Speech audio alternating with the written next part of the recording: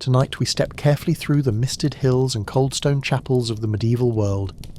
The air is sharp with smoke and frost. Iron bells echo in the dark. Somewhere, behind a heavy wooden gate, a door creaks closed, not on a prison, but on a life just beginning. A girl kneels on frozen stone. Her hair is cut. Her name is whispered in Latin, and behind her, the world slips away. Our focus is quiet but heavy. To understand what it meant to disappear into a cloister, to enter a place where speech was rationed, touch was regulated, and love, if it dared to speak at all, did so in secret. Before you settle in, take a moment to like the video and subscribe, but only if you truly enjoy what I do here. I'd also love to hear where you're tuning in from and what time it is for you. It's always fascinating to see our little community coming together from across the world. Now dim the lights, maybe switch on a fan for that gentle background hum, and let's ease into tonight's journey together. There is a silence older than memory, a silence that thickens in stone walls and lingers in the air like incense. Tonight, we pass into that silence, not to disturb it, but to listen. Not to break it, but to understand what it holds. We step into a place where time bent inward, where women vanished from the world and created a world of their own. A place of rules, rituals, prayers, and secrets. The medieval cloister was not simply a convent. It was a complete contained reality. It had its own seasons, its own sounds, its own shadows. It was a space of stillness carved out from a chaotic world. No wars breached its walls, no kings marched through its gates. Inside, everything was slow, deliberate, sacred, but it was never simple. For many young women, entry into the cloister was not a choice. It was a decision made by fathers, uncles, or noble houses, one less dowry to pay, one more connection to heaven. Girls as young as 7 were placed behind stone gates and left to grow up among nuns who spoke in hushed tones, who prayed in Latin, who knew silence like others knew conversation. On the surface, this was a life of peace, chants at dawn, work in the gardens, meals taken without speech, books copied by hand hour after hour. The rhythm of the hours, the bells, the psalms, the liturgy, gave structure to every day. It was a life meant to focus the soul, but beneath that rhythm flowed other currents. Because the cloister was not empty, it was filled with women. Dozens, sometimes hundreds, living together, eating, sleeping, aging, dying together. They were not ghosts. They were not angels. They were human, fully, deeply, quietly human. And in the stillness, everything became sharper. Emotion, longing, memory, the need for a touch. The convents of the Middle Ages were built for order. Their architecture followed precise symbolic rules. Square cloisters echoed heavenly harmony. Small cells lined up like vertebrae in a sacred spine. The refectory where meals were taken had only one table but many rules. The chapter house, where nuns confessed and were judged, held silence as tightly as it held breath. And in the centre of all this, the heart of the cloister, the garden, often a small walled space with herbs, a fountain and a single tree. This was the nun's Eden, her retreat, her reminder of the world beyond. Birds entered freely, so did rain and the scent of seasons, but the women stayed inside. They lived in a world where the body was controlled, hair covered, voices lowered, movement choreographed. Even eye contact was discouraged. Modesty wasn't just a virtue, it was survival. Any deviation could be punished, and yet, under the surface of obedience, a different life pulsed. Because within the walls, women began to write, to paint, to compose, to dream. Deprived of conversation, they found expression in other ways, in manuscripts that glowed with colour, in embroidery that told stories with thread, in music that rose like breath in the cold chapel air. And sometimes they found expression in each other. It is tempting to think of cloisters as lifeless, as closed circuits of devotion. But they were also places of intense emotional intimacy, where friendship blurred into something more, where letters were hidden in shoes, glances lingered too long, and silence held more weight than words ever could. This world of women, bounded and disciplined, created not only saints and mystics, but rebels and lovers. It was a crucible, and in that pressure, many found parts of themselves they never would have discovered outside. To enter the cloister was to vanish from the world. but it was also to enter another kind of truth, one not spoken in the marketplace or written in official histories, but whispered, passed hand to hand, hidden in margins carved into stone in the privacy of night. This is where we begin, not with war, not with kings, but with a veil, a vow, a breath held in sacred quiet, and the lives that unfolded beyond the noise. To become a nun in the Middle Ages was to vanish deliberately, to turn your back on the world's rhythms and surrender your body, your name and your will to something unseen. It was not just a career, it was a death, and a strange kind of wedding. They called it professio, the profession of vows, but it wasn't paperwork or ceremony in the modern sense. It was a ritual designed to erase one identity and replace it with another. The girl who entered the chapel on that day would not leave it the same, and in many ways she would not leave it at all. It began with a question, sometimes whispered in Latin, sometimes spoken directly by a bishop or abbess. Do you desire to be espoused to Christ? The answer, trained, memorized, sometimes trembled, was yes. This was not metaphor to the medieval mind. It was literal. A nun did not simply serve Christ, she became his bride. The language of wedding was woven into every moment. White robes, a veil, a gold ring slipped onto her finger, not by a man of flesh and blood, but by a priest standing in for the divine. She was married to God and no other. This idea brought with it both reverence and control. The nun was now off limits, not just sexually, but politically, socially, biologically. Her womb would bear no heirs. Her voice would not speak at court. She had chosen or been placed into a life outside the marketplace of power and marriage, and yet paradoxically she had become exalted. She belonged to no man, which meant she belonged to the highest one of all. The ritual of profession varied by order and century, but certain symbols were constant. The veil, for instance, was layered. A novice might wear a white veil, a professed nun, black. In some traditions, the final veil was lowered dramatically over her face, obscuring her completely. Symbolically, she had died to the world. Her funeral was her wedding was her erasure. There were tears, sometimes from the girl, sometimes from her family. Occasionally songs were sung, sometimes a funeral chant was offered in reverse. The cloister bell would toll, not in mourning, but in solemn transition. A door would shut behind her, often physically, sometimes forever. These moments were laden with sacred language, but also with very human emotion. Some women entered with joy, others with resignation. Some felt chosen, others abandoned. A few believed in the vows completely, others, silently, never did. The church offered this life as a kind of holy refuge. For women without dowries it could mean security. For widows, a second chance at meaning. For daughters of nobles it was a way to cement family piety. But whatever the motive, once the veil fell, the world changed. There were practical separations. The cloister gate was not just symbolic. It was often a literal wall, locked and guarded. The enclosure meant no more festivals, no more market days, no more family visits, except through a grill. Some convents had talking rooms where visitors could speak to a nun through a rotating drum or a mesh window, without seeing her face. The body was hidden. The voice was filtered. Privacy became permanent. In some orders, the act of separation was dramatized further. A novice might lie face down on the chapel floor as prayers were chanted over her. Sometimes a burial shroud was placed atop her back. In those moments, she was not only becoming a nun, she was dying to her former life. Yet within that death, there was also rebirth. A new name was often given, a new role, a new spiritual identity. She was now sister or mother or bride of Christ. She might hold a place in the choir, copy texts in the scriptorium, tend herbs in the garden, lead younger novices in prayer. But even as her body remained in the cloister, her thoughts often wandered to the family she left behind, to the lover she never knew, to the world she could glimpse only in fragments, through barred windows, through letters passed under doors, through rumours carried by travelling priests. This profound act of separation was never absolute. Memories persisted, longings survived.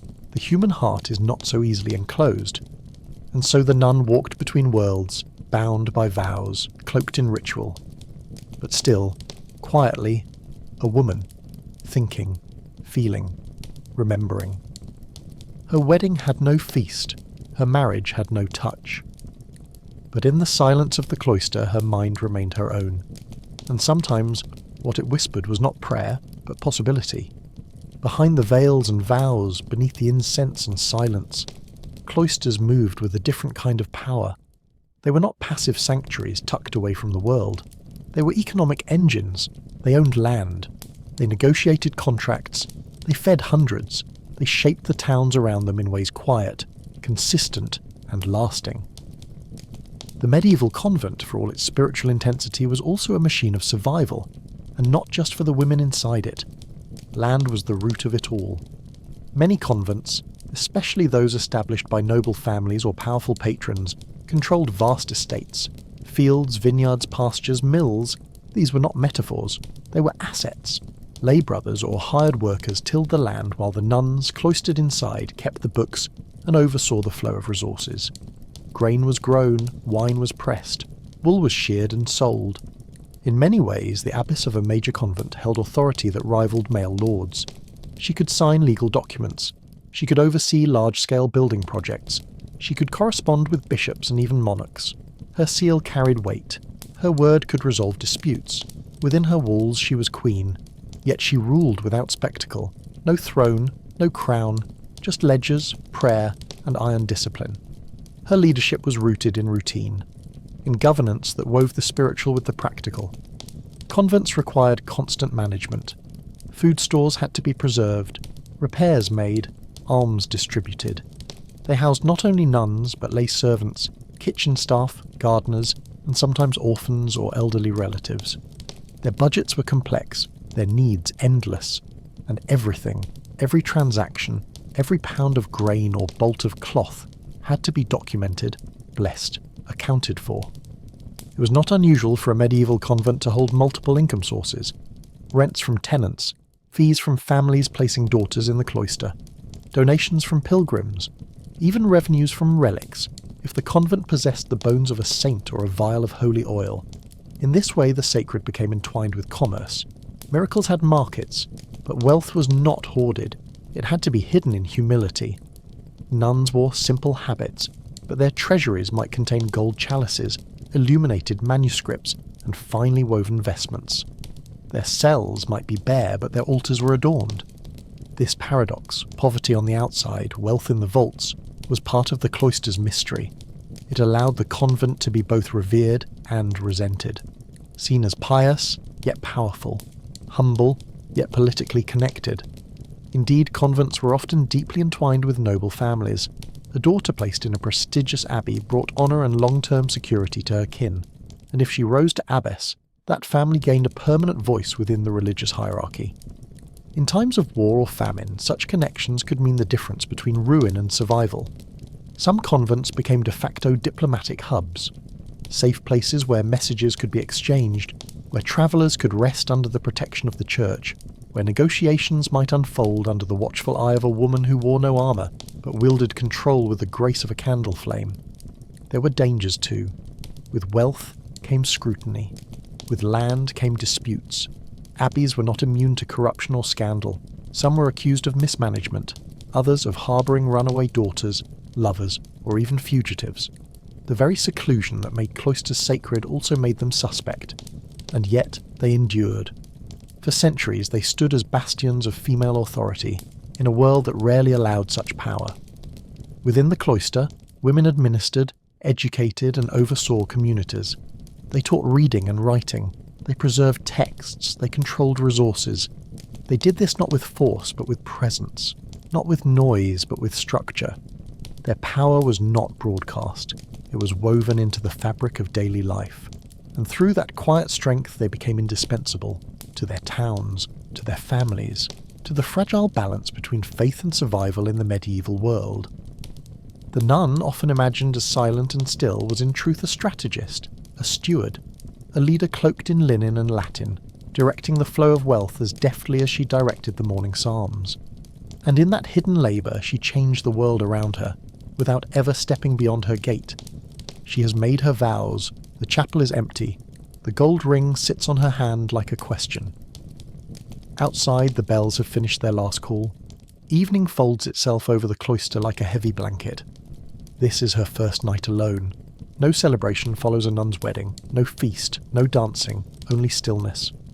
The doors close, the light dims, and she's led to her cell, a narrow, unadorned space smaller than a merchant's pantry.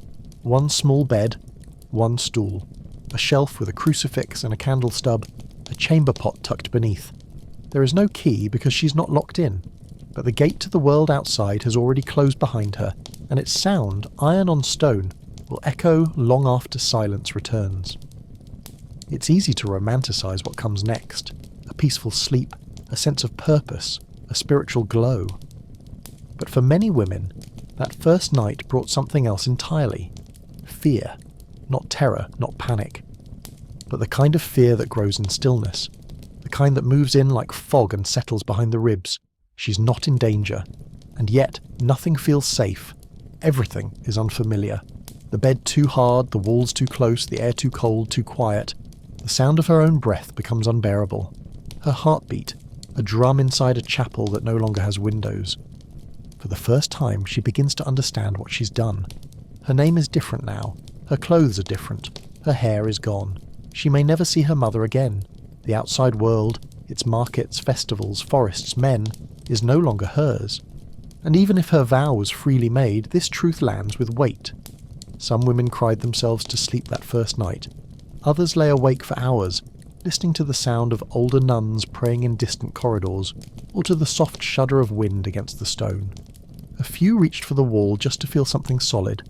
Some prayed, some didn't. There was no one to talk to, no sister to ask, "Did you feel this too?" Silence was the rule, especially for the newly professed. Her voice, now sacred, was to be used with care. In that silence, time distorts. A moment stretches. A memory flickers. She remembers the smell of her family's hearth, the sound of rain on thatched roofs, the laughter of siblings not meant for the veil. She remembers too her own curiosity, her own longing for holiness. And she wonders what that holiness will feel like when morning comes. The loss of sound is not merely physical. It is emotional, relational. Outside the cloister, the world was full of voices. Women did not always have power, but they had presence. They argued, bargained, sang, wept. Here, that language is stripped away. What remains is structure, routine, a rhythm not made by the self but inherited. The next morning will bring matins, early prayers, spoken in a chant she is still learning. She will not be asked how she slept. No one will. It does not matter. The rhythm continues whether she is rested or not. The discipline is the point. But the memory of that first night will stay with her. Even years later, older nuns may still remember their first entry into that stone silence. Some will say it was terrifying, others will say it was freeing. Because in that solitude something else begins to stir. There is no one watching, no one correcting, no one demanding anything in that first hour alone. For the first time, perhaps in her entire life, the young woman is not being shaped by someone else's hands. She is still, and in that stillness something ancient and quiet emerges. Herself. Not the self of vanity or ambition, but the deeper self, the one that watches, the one that waits. This is where the cloister does its real work.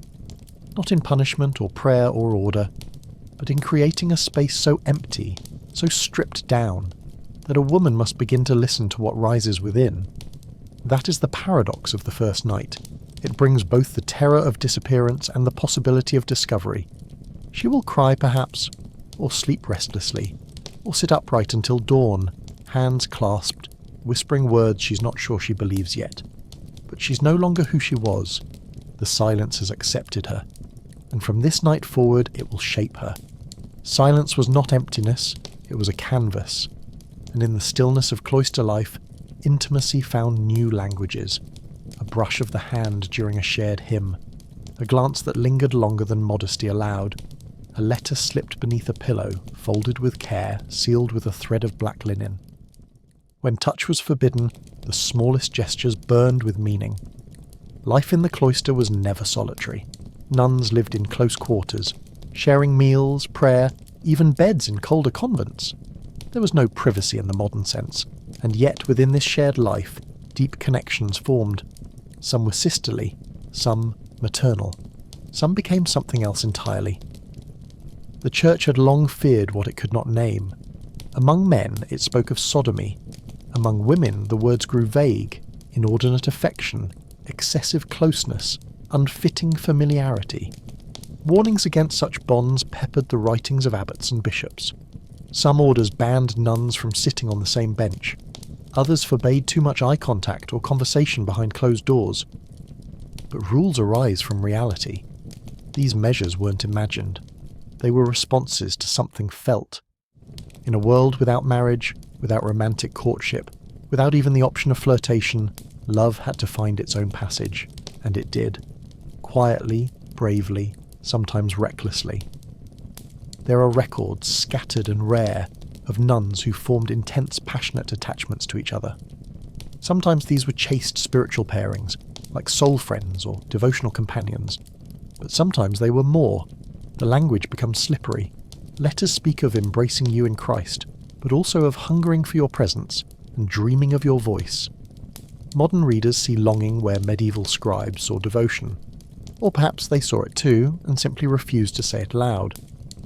One letter, preserved only in fragments, speaks of two nuns who exchanged tokens: a piece of ribbon, a scrap of hair. One wrote, "I kiss the place your head rested. I press it to my heart." Another passage hints at physical nearness. "Let me lie close to you in darkness, as we did before the mistress found us." Most of these stories ended quietly. The church frowned. The abbess intervened. The women were separated. A transfer to another convent. A season of penance. A punishment given in whispers. But sometimes the bond endured, because the cloister was not just a site of denial, it was a crucible. In denying the external world, the internal grew brighter, and what bloomed in that strange soil was not always sin. It was sometimes simply human. Love, not in the form of scandal, not even always sexual, but in the form of connection, of fierce devotion between women who had chosen, or been given, a life that denied them every other form of it. Touch became sacred. A hand brushed against another during sewing, a back pressed close in sleep, even washing each other's feet, part of certain convent rituals, took on a kind of quiet intimacy. The line between sisterhood and something more was often blurred, and in truth it didn't matter what label it bore. What mattered was how it made the women feel, seen, known, cherished. For some, these bonds were the only source of softness in a life shaped by discipline. They provided comfort, warmth, and emotional refuge. For others, they offered resistance, a way to assert identity in a space that demanded surrender. There were risks, of course. Accusations could lead to disgrace. Penances were harsh. A relationship discovered might mean years of enforced silence, manual labour or expulsion. But even under threat, these connections persisted, because love is not easily erased. Even when letters were burned, the memory remained. Even when names were crossed out, their stories whispered down corridors, folded into margins, hidden in embroidery patterns that no one ever questioned. They did not have words like lesbian. They had no guidebooks, no rights, no protections. What they had was courage, and a kind of quiet, sacred defiance. To feel deeply in a world that forbade it. To write when they were told to be silent. To touch when their hands were supposed to stay folded in prayer. These were not affairs, they were affirmations. Proof that even within stone walls the human heart does not close. It waits, it watches, it reaches out, sometimes trembling, sometimes sure, and finds another. And in that whisper, in that fragile forbidden touch, something rare unfolds. Not rebellion, not sin, but the most enduring miracle of all, recognition. The word didn't exist, not in the form we use it today. But the feeling did. The yearning, the connection, the spark that flared in close proximity and refused to be extinguished by vows, silence, or fear. In the abbeys and cloisters of medieval Europe, same-sex desire among women was both invisible and closely watched. Invisible because there was no official script for it, no category, no social role, no label carved into law, and closely watched because its presence, while unnamed, was deeply feared. The Church did not always know how to handle women who loved women. It struggled to articulate the mechanics of such love. How could sin occur without men, without penetration? without the structures of dominance and submission that male sexuality was built upon in theological writings. But what the Church lacked in understanding, it compensated for with suspicion. Ecclesiastical records survive, some half erased, others scrawled in Latin legalese, documenting accusations against nuns for unnatural acts, disordered affection, or demonic seduction. The language was often vague, cloaked in euphemism, but the meaning was clear. In one convent in 13th century France, a nun was accused of spending too much time in another's cell, of lying in bed beyond curfew, of embracing in a manner not befitting sisters. The abbess ordered them separated. One was transferred to another convent, the other was placed under spiritual supervision. Their letters, if any existed, were destroyed. In Germany, a record from a Benedictine abbey mentions 2 women caught in sin. It does not specify the act, but the punishment was sharp: public penance, fasting, removal from choir. Their names were scratched out in the communal record, as if erasing them might erase the desire itself. Even Hildegard of Bingen, the mystic abbess and visionary, warned her nuns against immoderate affection, reminding them that even holy love must be disciplined. She never names what she fears, but she fears something. The fear, of course, was not just about morality. It was about control. The cloister was a space of discipline. A woman's body belonged not to herself, but to God. Her affections were to be lifted upward, not directed sideways. To love another nun was to disrupt the divine hierarchy, to prioritize flesh over spirit, connection over obedience. And yet, these relationships happened. Sometimes they were subtle: a shared glance, a private nickname, a piece of embroidery sewn in secret with hidden symbols, 2 doves, a hand clasped in another. Other times they were physical: kisses given in darkness, bodies curled together in winter for warmth, and something more. The same blanket pulled tight around a truth neither dared speak. Desire was not always acted upon, but it was felt, and that feeling had nowhere to go. It could not be confessed in its true form. It could not be named without punishment, and so it leaked into letters, into prayers, into dreams. One nun wrote of another, "Her voice stirs something in me that I cannot confess. I dream of her hands in mine, though I know this must be temptation." The letter was unsigned, found centuries later in the binding of a discarded psalter. We cannot say how common these connections were. We know only that they were frequent enough to provoke sermons, rule changes, even architectural shifts. Convents began separating sleeping quarters more stringently in the 14th century. Partitions were added, shared beds were discouraged, solitude was enforced, not only for piety, but to prevent something unspoken from taking root. It's important not to project too much. These women did not live in our world. They had no gay rights movement, no concept of queer identity. Many probably did not think of themselves as different. They loved whom they loved in a world that offered few maps, but the emotional truth remains. They found in each other a tenderness the outside world denied them. They found warmth, affection, a mirror. Sometimes they found longing, and sometimes they crossed lines that the Church had drawn in chalk, lines they knew could vanish with a single gust of breath, but that still left consequences behind. We remember them not as rebels or martyrs, but as human beings navigating a system that demanded self-erasure. Some complied, some resisted in whispers, and some simply felt, deeply, dangerously, honestly. Their stories are not footnotes, they are evidence that even in the most controlled environments desire finds a way, that even in the quietest corners of history there are voices worth hearing. They loved in silence, but we do not have to. When a nun could not speak openly, she dreamed aloud. When her desires had no name, she gave them to angels. And when the weight of obedience pressed too tightly, some found a strange way through it, not by breaking the rules, but by floating above them. Mysticism was one of the few languages women could claim as their own in the Middle Ages. It was sanctioned, barely understood, and often tolerated because it came clothed in holiness. But under that cloak, something remarkable happened. Women, silenced by society, began to speak. Their words were not rational. They were not always coherent, but they were powerful. Nuns claimed visions of Christ, of Mary, of heaven and hell, of ecstatic unions with the divine. They spoke of light entering the body, of voices heard with no mouth nearby, of flames that burned but did not hurt. These experiences were written down by confessors, scribes, or the nuns themselves, and in these writings an undercurrent flows. Not all ecstasies were purely spiritual, some unmistakably touched the erotic. A woman lies in bed. She's alone. Her hands are folded. She feels warmth enter her chest, a pressure rising in her throat, a sweetness that overtakes her. She sees Christ, not crowned in gold, but luminous, intimate. He leans toward her. He places a ring on her finger. He touches her lips. She cries out, but no one hears. Later she tells her confessor, "I was filled with joy, and also with something I cannot describe." The confessor writes, she experienced divine intimacy. But what if it was more than that?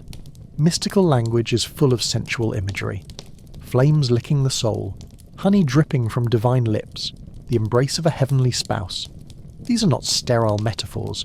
They are soaked in longing, in hunger, in the body's deep wordless memory of touch. For many nuns, mysticism was the only way they could express what they felt.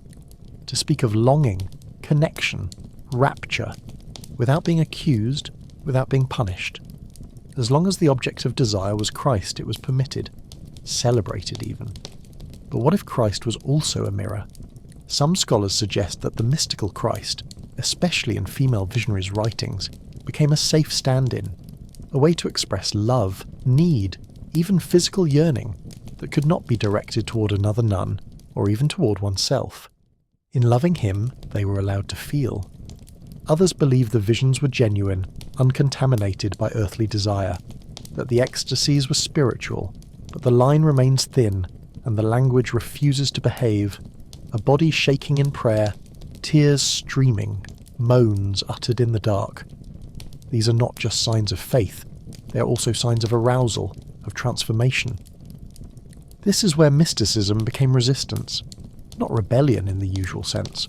No protests, no manifestos, but a deeper kind of defiance, a refusal to be invisible, a refusal to reduce oneself to silence or service. Through visions, nuns claimed authority. Their words became prophecy. Their writings spread. Their revelations influenced kings and councils. Some, like Julian of Norwich or Mechthild of Magdeburg, wrote visions so radical they survived centuries of suppression. Others vanished, their ecstasies too wild, too physical, too feminine to be preserved. Still, the impact remained. When a woman said, "I was taken up in love," the church might raise an eyebrow, but it rarely dared silence her. Because mysticism could not be argued with. It could only be witnessed, or feared. Some abbesses used their visions to reshape their communities, to instruct, to inspire, to carve out space for emotion in an environment that prized control. And in doing so, they gave other women a model, a way to feel deeply, even dangerously, without abandoning their faith. Mysticism did not erase the rules, but it bent them. It let a woman say things she could not otherwise say. It let her feel what she could not confess. It let her body speak, through metaphor, through trembling, through dreams. And in that space where the divine touched the flesh, something subversive was born. Not in fire, not in fury, but in a whisper, a shiver, a sigh too soft to be heard, except by the one listening inside. Some women refused to stay quiet, even in a world that built silence into their very breath. They spoke, not loudly, not with fists or fire, but with visions, music, poetry, and prophecy. They spoke from within the walls, from inside the veil, and somehow their voices reached beyond stone. Of them all, one name rises again and again, Hildegard of Bingen. She was born in the 12th century, a sickly child destined for the cloister. Enclosed as an anchoress by the age of 8, Hildegard grew up in darkness, physical and spiritual. But within that enclosure her mind expanded. By her 30s she claimed visions. Not dreams, she insisted, not fantasies, but the voice of the living light, as she called it. A brilliance that spoke through her, not to her. At first she kept these visions private, shared only with her confessor, but he believed her. Others began to listen, and soon Hildegard did what few women were allowed to do, she wrote. Her books were strange, beautiful, terrifying. They combined theology with cosmic architecture. They described the soul as a flame, the body as a vessel, the universe as a womb. She created a lexicon of images, dragons, spirals, burning suns, that defied the rigid logic of her male counterparts. Her visions were sensual, pulsing with light and colour. She also composed music, lush, ecstatic chants that reached higher and held longer notes than the male liturgy ever dared. Her songs praised not just God, but the body, the Virgin Mary, the spirit of creation itself. In them one hears not just devotion, but flight. Hildegard did not stop there. She wrote plays, letters, treatises on medicine and the female body. She corresponded with emperors and popes. She warned of corruption, accused bishops of cowardice, and prophesied the downfall of cities. And remarkably, she was heard. Not always praised, not always obeyed, but heard. What gave her this authority? Part of it was her status. She became an abbess. She founded her own convent. But more than that, it was the power of the vision itself. The Church could not easily dismiss someone who claimed divine instruction, especially not when her insights aligned with Scripture, and her warnings proved prescient. And so, Hildegard carved out a space for truth. Not just for herself, but for other women like her. She was not alone. There were others. Hadewij of Antwerp, a 13th century mystic, wrote of being consumed by love so intense it broke her body into light. Her visions speak of longing, sometimes for Christ, sometimes for something more ambiguous, more human. Mechthild of Magdeburg wrote in German, not Latin. Her language was earthy, emotional, sometimes erotic. She described her soul being kissed by God, held by Him, entering into Him. The boundary between divine ecstasy and bodily pleasure shimmered and blurred. Julian of Norwich, another anchorite, lived through plague and sorrow. She saw visions of Christ bleeding, embracing, comforting. "All shall be well," she wrote, "and all shall be well, and all manner of things shall be well." Her voice was maternal, gentle, but unyielding. These women spoke despite the silence, despite the rules, despite the fear. They wrote when writing was forbidden. They interpreted their own visions rather than handing them to male clerics for correction. They defended the validity of their own experience in a system that called them weak, emotional, unstable. They created languages of flame and flower and light to express what they could not say directly, that women could know God. Not through men, not through priests, but through their own hearts, their own dreams, their own breath. Some called them heretics, others called them saints. What they were, clearly, was impossible to ignore. Their words survived not because they were allowed, but because they were undeniable. They burned too brightly to be hidden. They offered proof that within the cloister, brilliance could thrive. That silence, when met with vision, could be shattered. They stood, veiled and singing, and reminded the world that a woman, even enclosed, even dismissed, could still see the heavens open and speak. The cloister held many gardens, quiet, geometric spaces filled with herbs, fountains and flowers. They were meant for reflection, prayer, peace. But they also held another purpose. They were metaphors for the soul, for paradise, and quietly, for the body. In medieval literature, the garden was a recurring image, a place of innocence and temptation, enclosure and abundance. To walk in a garden was to walk within the self, and to write about one was often to write about desire. Within the walls of the convent, this metaphor deepened. Nuns were taught to see themselves as gardens, tended by God, pruned of sin, blooming in virtue. But some went further. They wrote poems where the body was the garden, where Christ was the gardener, where divine love moved not only through the spirit, but through scent, texture, and breath. Some of these writings were innocent, devotional, others less so. A 14th century German nun wrote a meditation describing her soul as a rose opening at dawn. She speaks of warmth, of moisture, of trembling petals. The text is framed as prayer, but the language trembles on the edge of eroticism.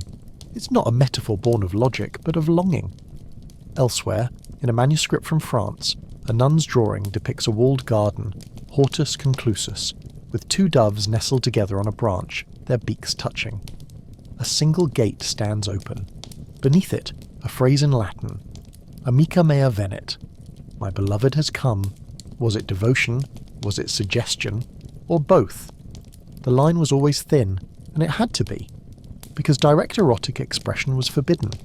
But indirect expression, symbolic, allegorical, poetic, was not only allowed, it was sometimes celebrated. Nuns were taught to meditate on the Song of Songs, the most sensual book in the Bible. They read of breasts compared to fawns, of lips dripping honey, of lovers seeking each other in the night, and they were told, "This is how your soul longs for God." But something happened in that reading. In identifying with the bride, the nun began to feel desire, not abstract, not cold, but bodily, felt in the fingertips, in the throat, in the ache of solitude, and some gave that feeling form. There are marginal illustrations, playful, suggestive, unrepentant, a nun tickling another under a tree, a flower unfolding with deliberate slowness, a mirror held up to a face, not for vanity but to say, "Look closer, what do you see?" The mirror, too, was a powerful image. In cloistered life, a mirror was a rare object, but in poetry it became a symbol of self-reflection, of hidden beauty, of secret seeing. To hold a mirror was to admit, I have a self, I have a body, I see myself, not only as spirit but as flesh. Some texts explored this further. A surviving treatise written in coded verse describes a nun dreaming of another's kiss, but veils it in holy language. I was blessed by her lips, as though by a relic. Another fragment buried in a legal record references a book of mirrors confiscated from a group of sisters, its contents never listed, only judged inappropriate for virgins. Erotica, as we understand it, did not exist in neat categories then, but these works, these symbols and phrases, served the same function. They gave women a way to explore desire, to express longing, to reclaim the body even in a world that tried to erase it. Sometimes the works were private, a journal hidden beneath a straw mattress, a sketch carved lightly into wood. Other times they were communal, shared in laughter, whispered during embroidery, passed like secrets in the dark. These moments did not negate their faith, they deepened it, they made it human. Because the nun's life was not ascetic to the point of absence.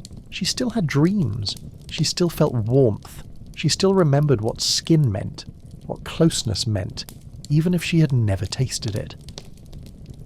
The garden became a refuge, the mirror a confession, the writing a rebellion made soft by metaphor. And in that blend of beauty and boundary something rare grew. Desire, not shouted, not shamed, but sung. A flower that opened without apology. Beneath the veil of silence, one place always allowed speech. One ritual. One moment of vulnerability sanctioned by the church. Confession. It was meant to be a cleansing, a private exchange between penitent and priest, a washing of sins, a healing of the soul. But within the cloister, confession was something more. It was a crack in the wall, a place where emotion could pass, where power shifted, quietly, dangerously, from the nun to the man who listened. Each convent was assigned confessors, male priests usually from a neighbouring monastery, sometimes handpicked by bishops or abbots. These men had access, limited yes, controlled yes, but access nonetheless. They entered the cloister, they saw the nuns, they heard what no one else was allowed to hear, and often what they heard was not sin but suffering. The loneliness of a young novice, the confusion of desire, the fear of punishment, the aching memory of a world left behind. Nuns confessed hunger not only for food or touch, but for meaning, for love they couldn't name, for longing they couldn't place. And sometimes the confessor responded not with absolution but attention. It began innocently enough, a few extra minutes, a soft word, a private meeting in the confessional chamber instead of the chapel. But history holds shadows, and within those shadows are records, difficult, disturbing, of lines crossed. Some priests abused their role, not often, but enough. Inquisition records reveal instances of confessors seducing nuns, persuading them that their feelings were mutual or worse, divinely sanctioned. He said it was to test my obedience, one account reads. He said the Virgin would forgive me. The nun was punished, the priest transferred. It was not just physical violation, it was spiritual manipulation. The confessor held immense power. He could assign penance, he could threaten damnation. He could, in the privacy of that moment, become the only human voice the nun was allowed to trust. And yet, not all confessor-nun relationships were abusive. Some were deeply emotional, Some flirted with the boundaries of intimacy without ever stepping over them. A priest might become a source of tenderness, of understanding, a kind of surrogate for the world left behind. In these cases, the relationship took on the weight of secrecy, not because it was sinful, but because it was meaningful, a lifeline in a sea of ritual. There are letters, tender, aching, written by nuns to confessors who were reassigned or died. "You were the only one who heard me," one writes. "My prayers now fall silent in your absence." Another writes of dreams. "I see your shadow by the altar. I reach for you, but my hands are folded." Even within the rigid hierarchies of the church, affection found a way. But these affections were dangerous. Rumours could end our lives. A whispered accusation could lead to interrogation, to exile, to a forced return to the world. A fate worse than death for many professed women. And yet the danger didn't stop them. Because for many nuns, confession was not just a ritual. It was the only place where truth could breathe, where they could speak, unfiltered, even if they had to wrap that truth in the language of sin. One might say, "Forgive me, Father, for desiring comfort." Another might say, "I dreamed of warmth and woke weeping." The priest might interpret it spiritually or personally. The ambiguity left space for grace or for violation. Some abbesses were fiercely protective. They limited confession time. They listened for changes in behaviour. They knew, instinctively, that the confessional was not always holy. Sometimes it was a theatre. Sometimes it was a trap. Still, the ritual endured. It endured because the need to speak never vanishes. And in a world where women were taught to listen, to serve, to obey, the simple act of being heard, even by a man with too much power, felt like breathing. Confession was supposed to be a place of purity, but it was human, messy, vulnerable. And in that vulnerability, both harm and healing were possible. Some found solace, others found scars, but all were shaped by the encounter, because even behind stone, even beneath vows, the soul still searched for release. And in the hush of the confessional, that searching was laid bare. In a world built on obedience, transgression echoed louder than sin. A whisper turned wrong, a hand that lingered, a rule bent just enough to be noticed. These were not simply mistakes. They were fractures in the sacred order, and the response always was discipline. Punishment in the cloister was not theatrical. There were no public beatings, no bloodied spectacle. The tools were quieter, more precise, more psychological. The church had learned that silence could be sharpened into a blade. The most common punishment was isolation. A nun who disobeyed, whether through disobedience, forbidden contact, or emotional excess, might be removed from the daily rhythm of convent life. She would lose her place in the choir, her seat in the refectory. She would not sing the psalms, she would not speak at all. Days, sometimes weeks, in silent penance. Not alone in a dungeon, but alone among others. She would attend services, but not take communion. Eat, but not share in prayer. Move through the halls as a ghost, unacknowledged. Her very presence became a lesson to the rest. Worse still was confinement. A small room, sometimes no larger than a cupboard. A narrow window, high and barred. A wooden stool, a basin of water, a bit of bread, and a crucifix. No speaking, no writing, just time, heavy, slow, crushing. For minor offences, the confinement might last days. For repeated or serious ones, months. In rare cases, a nun could be perpetually enclosed, walled into a cell for life, with a single opening for food and prayer. It was not death, but it was the slow unravelling of self. These punishments were not always cruel by intent. They were seen as corrections, as medicine for the soul, a way to strip away the self and bring the woman back to obedience, back to silence. But the effects lingered. A nun who had been punished often returned changed, quieter, timid, or sometimes burning with quiet resentment. Some never rejoined the choir, others took years to recover. The accusation alone could wound. Reputation was everything in the cloister. To be marked as disruptive was to be subtly excluded, even after forgiveness. Whispers followed, looks shifted, a scar, invisible but known. Discipline was communal. It was not just for the sinner. It was for those who watched her kneel day after day in silence, who saw her weep behind the grill, who learned, through her stillness, what not to do. And yet, despite the rules, the punishments, the fear, nuns still transgressed. They loved, they spoke too freely, they broke curfew, they wrote letters, they dreamed out loud. Some accepted the consequences with humility. Others rebelled quietly, refusing to confess, refusing to eat, refusing to return to their cell. There were cases, rare but real, of nuns who tried to escape, who scaled walls at night, who fled into nearby towns dressed as beggars. Some were caught, some were dragged back, some vanished into legend, but most endured. Most accepted the rules not out of fear, but out of belief. Not all transgressions were rebellious. Many were just human. A gesture misread, a touch misunderstood, a word spoken too softly, too long. The punishments may seem harsh, and they were, but they also tell us something else. They reveal how much feeling existed within the cloister, how much pressure built beneath the surface, how dangerous, how potent even the slightest deviation could be. Because when a woman has given everything, her name, her body, her voice, any attempt to reclaim a piece of it becomes a threat. To the order, to the vows, to the illusion that silence is safety. And so, the system defended itself. With ritual, with removal, with disgrace dressed as redemption. But even in punishment, the nun remained herself. Quietly, inwardly. A flicker behind the veil. She might lose her place in the choir, but she would not lose her memory. She would not lose her truth. Not all voices died in silence. Some were buried, gently, deliberately, tucked into crevices of the cloister like seeds waiting for light.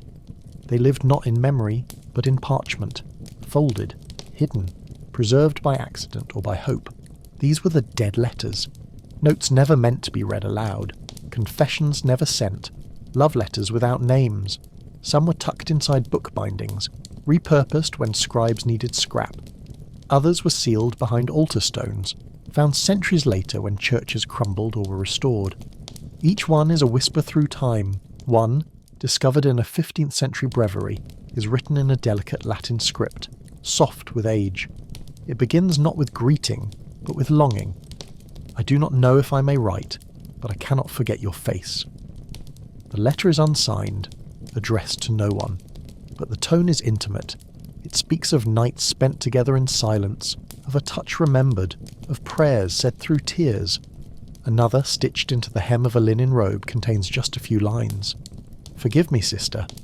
I meant only to comfort, but I have not stopped thinking of you. The robe was worn by a nun who died young.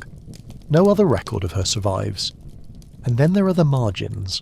Books copied by hand often bear marks from their scribes, corrections, doodles, notes.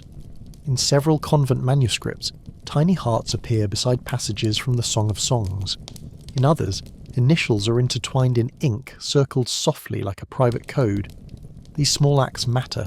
They tell us that not everything was lost, that even in a world designed to suppress individuality, the desire to be seen, to be remembered, persisted. Why were these writings hidden? Not always out of shame, sometimes out of necessity, sometimes out of reverence. A letter could be an act of devotion, not disobedience. A poem could be a prayer, even if it spoke of lips and breath and skin. But the church did not always make such distinctions. Discovery could mean discipline, so women became careful. They learned to write between the lines, to encode emotion in metaphor, to trust that someone someday might understand. And someone did. Centuries later, scholars unbinding old books found these fragments, slips of paper sewn into the spine, bearing words that quivered with feeling. The letters were not addressed to us, but they reach us just the same. They remind us that cloistered life was not void of expression. It simply had to be quiet, clever, hidden. There are writings from abbesses to young novices full of affection and warning. Guard your heart, one writes, but do not freeze it. Another writes to a sister transferred to another house. Though you're gone, my prayers still seek your name in the night. These were not doctrinal. They were personal, tender. And then there is the poetry. Short verses scribbled into the fly-leaves of psalters, laments, praise, yearning. Some are clearly directed at Christ, others less so. One reads, "Her voice was a song I still hum when no one listens. She walked like wind among stone. Another, they say heaven needs no touch. Then why do I still ache in my sleep? These words were never published. They were never meant for liturgy or history, but they speak more clearly than sermons. They show the inner world of women denied the right to claim it. In their secrecy lies their power. These are not records of rebellion. They are records of being, honestly, fully, despite the cost. When we read them now, centuries later, we become part of their survival. We bear witness. We prove that silence did not win, that the written word, no matter how buried, still breathes. A dead letter is not truly dead. It is simply waiting. Waiting for light. Waiting for hands gentle enough to unfold it. Waiting to be heard. And now, at last, it is. Night in the cloister was not always peaceful. It brought silence, yes, and solitude. But also something stranger. Something that stirred when the lights went out and the breath of prayer faded into sleep. Dreams were not dismissed in the medieval world. They were taken seriously, sometimes as messages from God, sometimes as temptations sent by darker forces. And for women cloistered away from the world, dreams became a battleground. The body lay still, but the mind, unchained, wandered. Some nuns dreamed of paradise, visions of Christ, of angels, of light and music. Others dreamed of fire, of hands reaching through stone, of shadows in their cells that moved even when their eyes were closed. And some dreamed of each other. There are accounts, veiled in careful language, of nuns visited in sleep by shining figures, by beautiful companions, by forms that embraced. One mystic describes waking in the night, breathless, from a vision of being held in arms that felt human but burned with divine fire. Another writes, I saw her, though I knew she was not there. I reached, and I woke with tears. These were not just fantasies. They were part of a larger medieval framework that blurred the boundaries between dream and reality, body and soul, heaven and earth. The church warned of such things. Demons, they said, took the form of desire. The devil entered not with horns, but with softness, a familiar voice, a comforting shape. And so, a nun who woke flushed from a dream of closeness might fear not sin, but possession. Some confessions survive, a nun admitting she had dreams unsuitable for her station, another punished for dwelling too fondly on the memory of a sleeping vision. The punishment wasn't for the dream itself, but for letting it linger, for letting it take root. But not all dreams were dark. Some brought clarity, insight, even joy. To dream of love in a world where love had no name was not necessarily a curse. It was a release, a reminder that the body still lived, that the heart still beat, even behind stone. And sometimes the night visitors weren't imagined. Some convents had shared sleeping arrangements, rows of beds in the same room, or two sisters to a mattress in cold climates. A hand brushed in sleep, a whispered word in the dark. The body, relaxed, confessed what the mouth could not. Occasionally these encounters left traces, a note tucked under a blanket, a flower left on a windowsill. One abbess records discovering two nuns awake after curfew, their faces close, their hands entwined. They claimed they were praying, she writes, but the silence between them said otherwise. Was it sin? Was it solace? The church called them temptations, the nuns called them trials, but we might see something simpler, something deeply human, the need for connection, for warmth, for recognition. Dreams gave them that space, that freedom, however fleeting. But dreams also gave them fear. The devil, they were taught, could enter through thought, through longing, through night. And so, many nuns slept with crucifixes in hand. Some tied cords around their waists, physical reminders to stay disciplined even in sleep. Others confessed dreams they barely understood, just to be safe. Yet still, the dreams came, of touch, of light, of forbidden closeness.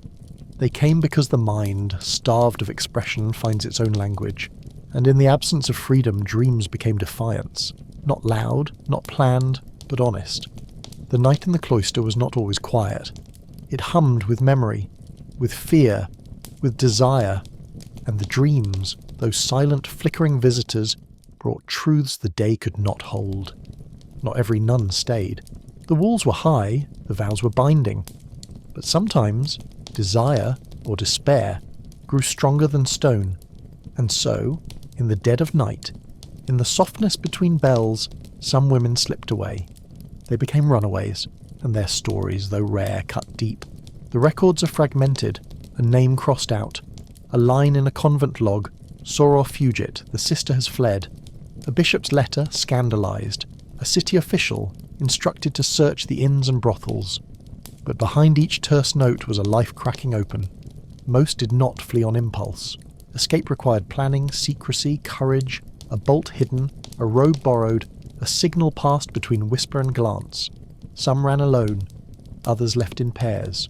A few were aided by lovers, men or women from the outside world, who waited beneath windows, hands outstretched. The reasons varied. Some fled for love. A forbidden romance once discovered might push a woman to risk everything. Others ran from abuse, or from a life they'd never chosen. Girls placed in the convent by family command sometimes reached a breaking point after years of submission. For them, escape was not betrayal, it was reclamation. One story survives of a nun who dressed as a boy, cutting her hair and binding her chest, to join her lover on the road. They were caught a month later. She was returned, he was jailed. She was placed in isolation for a year, forbidden from ever speaking again without permission. But in her silence, she stitched words into cloth, phrases of freedom, coded in flowers. Another account tells of a nun who left not for a person, but for a place. She had dreamed of the sea. She reached it, was found sitting on a dock singing to the tide. When asked why she left, she said, "I needed to see the horizon." Not all who fled were caught. Some disappeared into villages, changed their names, started over. They married, they worked, they lived quiet lives. Sometimes their pasts found them. Other times, they faded into history, unsaintly, unsaved, but whole. For those caught, the punishment was swift.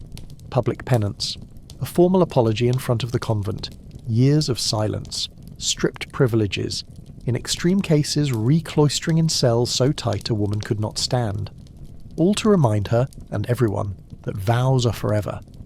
But even in failure, escape changed things. It reminded the cloister that obedience was not always eternal, that a woman's spirit, though wrapped in linen and prayer, still had edges sharp enough to cut. Abbesses responded by tightening rules. Locks were reinforced, night watches increased, letters were screened, new novices were monitored with more suspicion, less trust. Yet the escape attempts didn't stop, because something in the human soul resists erasure. Some women had never chosen this life. Others had chosen it once, but not forever.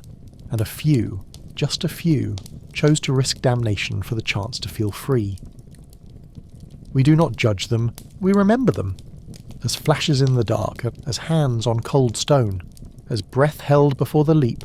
Their stories were meant to be cautionary tales, but what they left behind, scratched initials, broken hinges, a pillow left uncreased, feels less like warning and more like hope.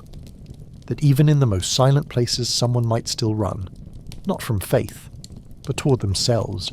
The cloister was supposed to be the end of the body's story, a place where desire ceased, where the flesh was denied, where life no longer grew, only withered, slowly into devotion. And yet, sometimes, life found its way in. There are records, rare, carefully worded, of pregnancies inside convent walls. They do not speak plainly. The language is veiled, a scandal, a fall from grace, a sister in need of seclusion. But beneath the euphemisms lies the truth. A belly that swells, a robe that tightens, a body that no longer fits its silence. How did it happen? In some cases the answer is clear and brutal. A visiting priest, a confessor who took more than a confession, a guard, a worker, someone with access and power, assault masked as sin, consent impossible. In other cases the lines blur, a forbidden lover, a secret encounter, a moment of risk that grew into something undeniable. The pregnancy could not be hidden forever, and when it became visible, everything changed. Sometimes the nun was expelled, sometimes cloistered in a hidden chamber until the child came. The baby, if born alive, was often sent away immediately, left at the door of a monastery or a village family. The mother returned to the cloister in disgrace, marked forever by what her body revealed. There are stories of these children. One, recorded in a 14th century monastic ledger, was raised by the church, baptised without a surname. Another, born in secret and passed into nobility, later discovered his mother's identity through a letter she left behind, hidden in the folds of a prayer book. The church feared scandal more than sin. Pregnant nuns were evidence not just of human weakness, but of systemic failure, of rules broken, of power abused, and so the records were scrubbed, but not all. A few abbesses, women wise enough to understand pain, chose mercy. A nun removed from her duties but not expelled. A child raised within the convent walls, passed off as a foundling. These were rare acts of compassion in a world shaped by judgment. The pregnancies were not always hidden. In a handful of cases they were prophesied. One mystic wrote of a dream, a white lily blooming inside her painlessly. Another described a vision of Mary placing a child in her arms. These visions were accepted, even praised because they were symbolic, but sometimes symbols and reality blurred. A nun who dreams of birth, a nun who gives birth. The line between divine metaphor and flesh is thin. What we know is this: the body cannot always be commanded, no matter how tight the vows, no matter how thick the walls. Sometimes life insists on continuing, and when it does, it leaves marks: a loose robe, a hidden midwife, a child carried into the snow at dawn. These are not stories of shame, they are stories of humanity, of risk, of consequence, of love, in its most complicated, vulnerable form. We remember these women not because they failed, but because they endured. They carried life in a place designed to suppress it, and in doing so they reminded the world that even behind the veil, the body still speaks, and sometimes it sings. Not all holy women lived behind locked gates.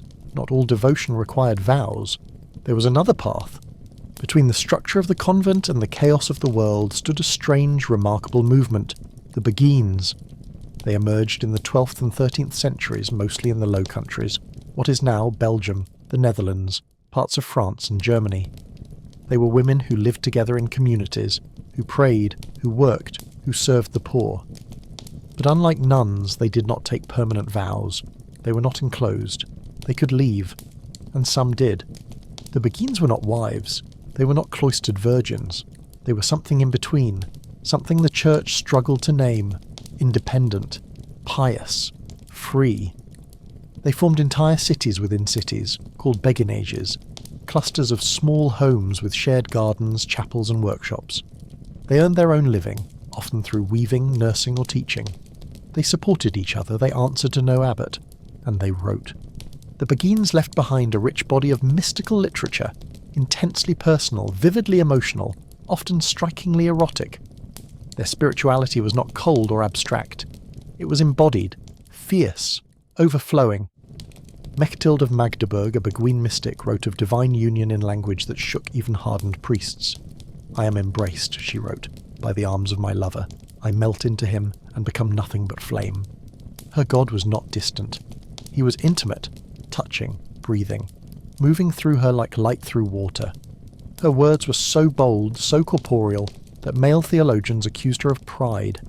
Some called her dangerous, but her visions endured, raw, poetic, impossible to ignore.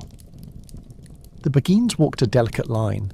They dressed modestly, lived simply, but they refused to be silenced. They refused to be controlled. They chose their leaders. They chose their paths. Some remained Beguines for life. Others later married. Some entered convents. Others died as they lived, in the space between obedience and freedom. The church did not know what to do with them. At first they were tolerated, then admired, and then feared.